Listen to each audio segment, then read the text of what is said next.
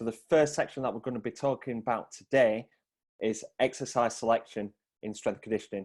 And to start this off, I'm going to say what our philosophy is. So this is the first phase of picking an exercise when we're doing a boxing science program. So we know from our research that we want to improve and increase the rate of force development of the lower body and the upper body.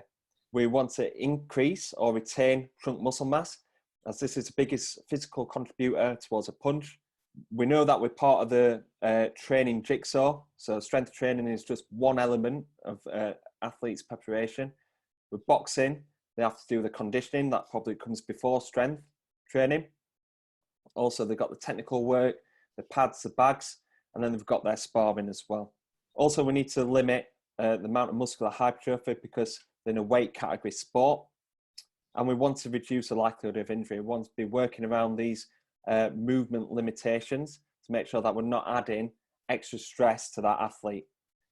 And then once we do all that, we want to make sure that the force and the strength qualities are actually transferring into punching action. So we want to make sure that athletes are transferring that force from foot through to fist. So that second phase is actually selecting the exercise based off like quite a few different continuums. We use like the risk versus reward. So is an athlete more at risk doing like a straight bar deadlift, or can they get more reward out of doing a trap bar deadlift? That's an example that we're probably going to a little bit further. Also, we have to look at the adaptation versus fatigue. So what is the metabolic cost of using a certain exercise? So we know to improve vertical impulse and ground reaction force, we can use heavy squats. We can go to 90%, 1 rep max heavy squats, do heavy triples. But what expense does that come at? You know, we know that squats have high eccentric loading, high eccentric stress, especially when they're in a negative energy balance, will make them sore and will affect them other elements of training as well. So we've got to make sure that we're optimizing the adaptation without getting that kind of fatigue from that actual exercise. Then we've got to go general to specific. A heavy loaded squat is far away from what a punch looks like. So we've got to focus on how this actually relates to the punch.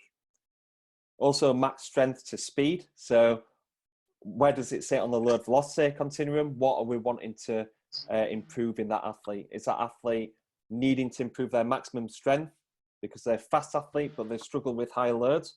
Or is that athlete more strength dominant and they need a little bit more speed in them? And then the final one is muscle over movement. So a prime example from this is, are we looking to activate a certain muscle, or are we trying to train a movement?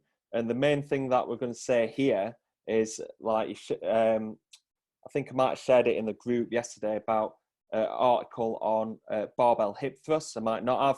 If not, I'll share it a little bit later on. And we're looking at like the hip thrust and the benefits towards boxing, right?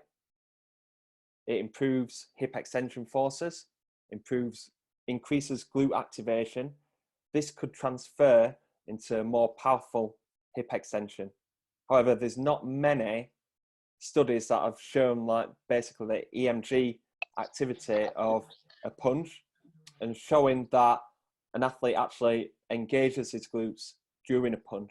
You know, us from a strength conditioning point of view, we see that, right, the glutes are the main hip extensors that we want to coach and we want to develop, but how does that actually have an impact on boxing performance and punching performance?